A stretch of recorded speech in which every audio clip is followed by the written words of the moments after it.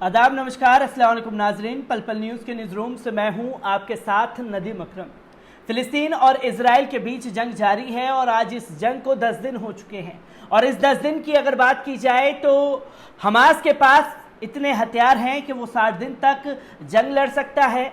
तो वहीं ज़मीनी स्तर पर इजराइल अपनी सेना भेजने से गाज़ा में कतरा रही है, क्योंकि गाज़ा में जो भारी नुकसान हुआ है उस नुकसान के बावजूद भी लगातार जो फिलिस्तीनी हैं वो इजराइल के इस तानाशाही रवैये के खिलाफ अपनी जंग में डटे हुए हैं। और इस जंग में बेंजामिन नेतन्याहू की बुरी तरीके से हार है, क्योंकि वो देश में पूरी दुनिया में बोलते फिरते थे कि एक दिन में एक कंट्री को ख़त्म कर देंगे, इतनी बड़ी ताकत, इतनी बड़ी फोर्स हमारे पास है। आज वही फिलिस्तीनियों ने पानी पिला दिया है इजराइल के उन सैनिकों को जो हवाई बम बरसा रहे हैं।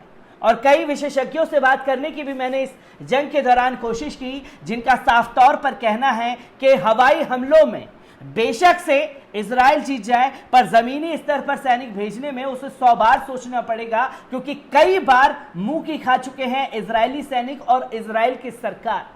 और अब इजराइल ने अपने आप को जस्टिफाई करने के लिए दो पैतरे अपनाए हैं। एक पैतरा ये कि हम पर आतंकी हमला हो रहा है, जो कि हमास के आतंकियों द्वारा किया जा रहा है, और जो इनकी सेना जो आतंकी घटना को अंजाम दे रही है वो आतंकी घटना नहीं है। और जब दुनिया भर में बेंजामिन नेतन्याहू की थू थू हो रही है, तो दूसरा पैतरा उन्होंने कुरान शरीफ की उन आयतों को बनाया है जिससे वो अपने आप को सही ठहरा रहे हैं, और गाजा की तरफ से जो एक्शन का रिएक्शन देखने को मिला उसे गलत बता रहे हैं। एक ऐसा ही इजराइल के अधिकारियों द्वारा किया गया है, जिसमें अरबी की आयतों को, खासतौर पर कुरान शरीफ की आयतों का इस्तेमाल किया गया है और कुरान शरीफ का अपमान किया है इजराइल ने अपने आप को जस्टिफाई करने के लिए। जिसमें आपको बता दें कि गाजा पर बमबारी को सही ठहराने के लिए इजराइल ने कुरान शरीफ की आयतों का सहारा लिया है। इजराइल के आधिकारिक अरबी भाषा के ट्विटर हैंडल की एक पोस्ट पर मुसलमानों में भारी रोष पाया जाता है, जिससे गजा पट्टी पर भीषण बमबारी को सही ठहराने के लिए मुसलमानों की पवित्र धार्मिक किताब कुरान शरीफ का सहारा लिया है। मंगलवार को इजराइल के इस आधिकारिक ट्विटर हैंडल के लिए एक ट्वीट में एक तस्वीर पोस्ट की गई, जिसमें गाजा की एक इमारत पर इजरायली बमबारी के बाद उठते धुएं के बादल देखे जा सकते हैं। इस तस्वीर पर कैप्शन के रूप में कुरान के सूरा अल-फिल की आयतें लिखी गई हैं। दरअसल आप लोगों को बता दूं कि सूरा अल-फिल में अरब इतिहास की एक इस्लाम पूर्व घटना का उल्लेख है, जिसमें हाथियों पर सवार होकर एक राजा की सेना ने पवित्र शहर मक्का पर चढ़ाई करने का प्रयास किया था ताकि खाना काबा को ध्वस्त कर सके, लेकिन पक्षियों के एक झुंड ने उन पर छोटे छोटे पत्थर गिराए, जिसके कारण वह सेना अपने हाथियों समेत वहीं नष्ट हो गई। इजरायली ट्विटर थ्रेड में आगे कहा गया है कि ये झूठों पर सच्चे लोगों का समर्थन करने की ईश्वर की क्षमता याद दिलाता है, खासकर जब से हमास ने ईरानी हथियारों का सहारा लिया है जो इस क्षेत्र में आग में झोंकना चाहता है। आईडीएफ गाजा ने हमास के आतंकियों को ठिकानों को निशाना बना रही है।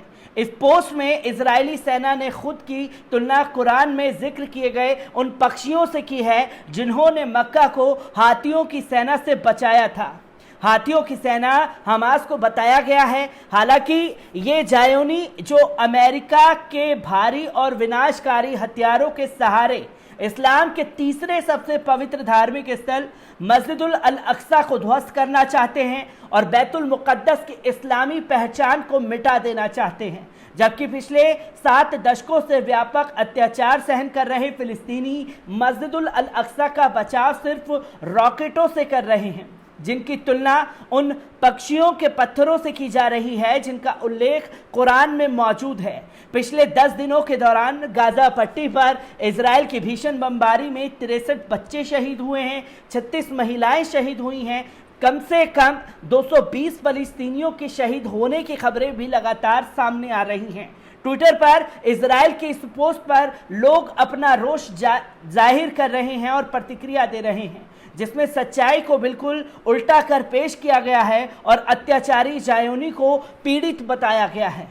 ये तमाम चीज़ें जो हैं वो सामने आ रही हैं, क्योंकि कल भी एक ऐसी ही घटना को अंजाम दिया गया था जो कि सुदर्शन न्यूज चैनल ने दिया था और अपने ग्राफिक के जरिए ये दिखाया था कि जो रॉकेट है वो मदीना शरीफ के उस गुंबद के ऊपर प्रहार कर रहे हैं जिसका उन्होंने इस्तेमाल किया। और आज वही कुरान शरीफ की आयतों का इस्तेमाल करते हुए अपने आप को पीड़ित बताने की इजराइल कोशिश कर रहा है और उन आयतों का जिक्र कर रहा है जिसका इजराइल से कोई लेना देना नहीं है, जहां अपने आप में विक्टिम का खेल करके दुनिया को बता रहे थे कि आतंकी हमला हो रहा है। दूसरा पैतरा जो है वो कुरान शरीफ की उन आयतों को लेकर के अपने आप को बचाने की कोशिश इजराइल की सरकार और सेना कर रही है, जिसमें दुनिया चीख चीख करके बोल रही है कि तुम फिलिस्तीनियों के हत्यारे हो और तुमने फिलिस्तीनियों के घरों को उजाड़ा है और तुम मासूम बेगुनाह बच्चों का कत्ल कर रहे हो और महिलाओं के ऊपर जुल्म ढा रहे हो।